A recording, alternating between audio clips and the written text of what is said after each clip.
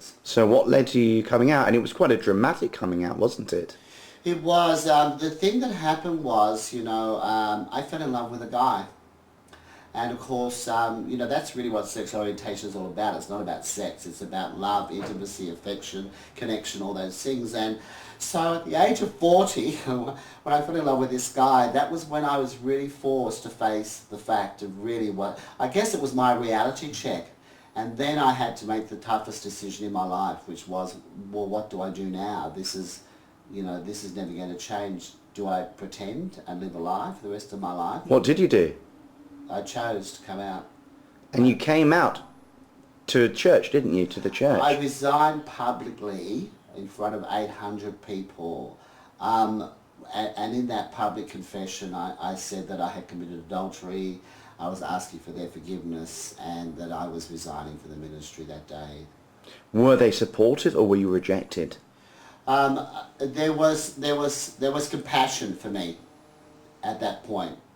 As people began to know exactly what was behind that confession, the fact that it had been with a guy and not with a girl, then my closest friends one by one withdrew from me. Some I never heard from again. That was so difficult to understand and to deal with. But I had a defining moment in my life, William, during all that, and that was that I realised that unless I forgave them, I was going to carry this thing with me for the rest of my life, and I had enough to deal with. So a defining moment was that I chose to forgive all those people that had betrayed me and wronged me and deserted me. Did it shake your faith or strengthen it?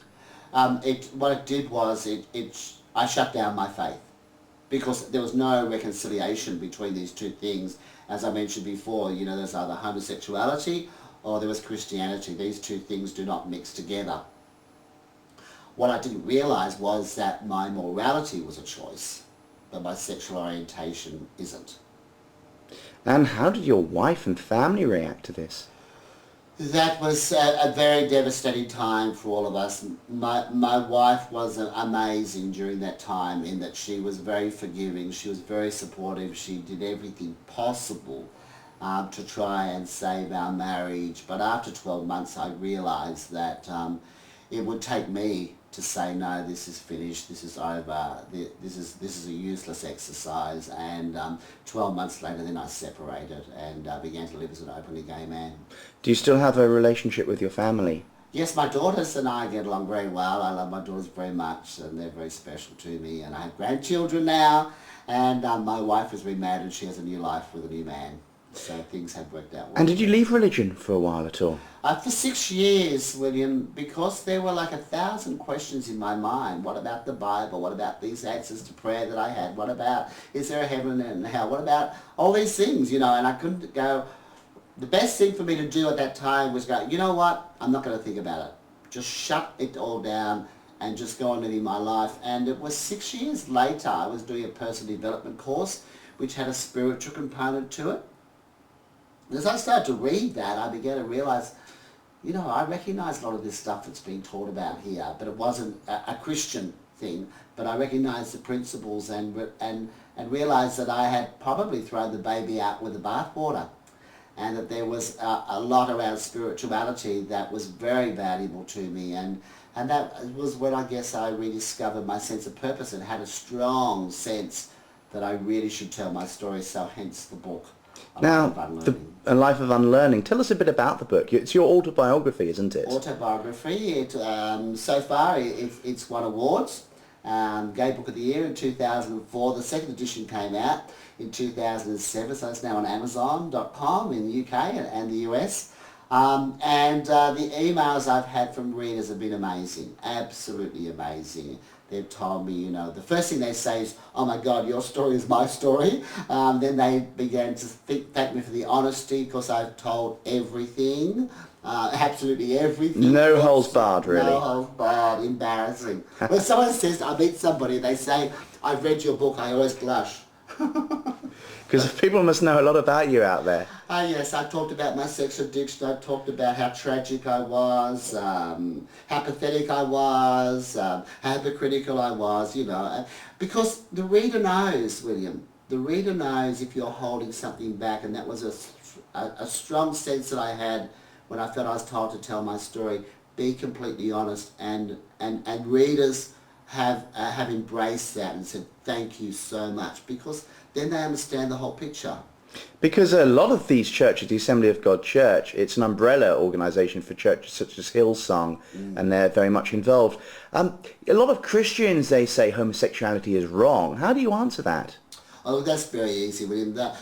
Because when they say that, all they're basing that on is 6 verses in the Bible. They're not basing that on scientific research. They're not basing that on what they know, gay, lesbian people. You know, they're locked in a culture often, and they've read those verses in English. When you look back at those 6 verses in the historical context, the cultural context of the day, and also the original language, you find that these verses, which they think are talking about homosexuality, are talking about rape, are talking about abuse, are talking about pedestry, are talking about abusive situations, and also sex with male prostitutes related to idolatry. So it's never talking about same-sex love as we know it today. So basically they're misquoting or quoting it out of context. Quoting it out of context, that's exactly it. And you see, the average Christian would not know this, William, and I didn't know this till recently, that the word homosexual didn't even appear in an English translation of the Bible till 1946. Well, that's pretty interesting. I mean, a lot of gay people, they have this image of, say, Hillsong's being very homophobic. They won't go to, say, their cafe, their coffee shop, Gloria Jeans or wherever. Are those views justified? You know, within every denomination there are still the traditional views about homosexuality, and that's going to take some time to change. Attitudes and beliefs take some time to change. There is already, what I found is that you know, amongst the congregation and even amongst some leadership, there already has been a change. First of all, a change in attitude towards gay and lesbian people. Sure, you could go to a Pentecostal church and find somebody who says, oh, you've got to change, but you'll also find people these days who will say things like, you know, well, you know, that's who you are and I accept you for who you are. And they're there because they've got brothers and sisters who are gay, or they've got work colleagues who are gay. So they just know that they're not these evil, sick, perverted people that sometimes they're portrayed to be. So you believe attitude is shifting, really? Attitude is shifting, and that's where we start. We start with the attitude, and there's something exciting happening in Mardi Gras about that this year. And what's happening this year? I can't announce it yet. That is, of course, the Sydney Mardi Gras, isn't Sydney it? Gay and Lesbian Mardi Gras, yes. And that takes place at the beginning of March. First weekend in March. So you've got big plans there. So what